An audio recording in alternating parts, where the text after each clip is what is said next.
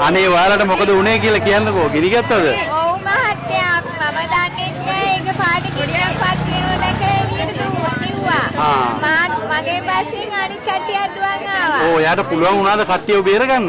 බේරගන්න බැරි වුණානේ ටික වෙලාවක් අර මේ කෑ ගගා හිටියේ එළියේ. දුවනකොට කෑ ගහන සද්දට ඒ කට්ටියත් දැනගත්ත ගෑන් කට්ටිය කීපෙනෙක් දැනගත්තා. පීඩි කට්ටියත් කීපෙනෙක් දැනගත්තා. ඒ කට්ටිය තමයි ඉතුරු වුණේ. ඒ බසින් කට්ටිය. ඔව් මම ගොඩාක් කෑ ගැහුවා. ඔව් මහත්තයා කාටලේ දුන්නේ ආන්දරට. ඒරම මගේ දේවල් ගත්තා. එන්ඩාගින් ඇරිවත විතරයි ඉතුරුනේ. හරි හරි.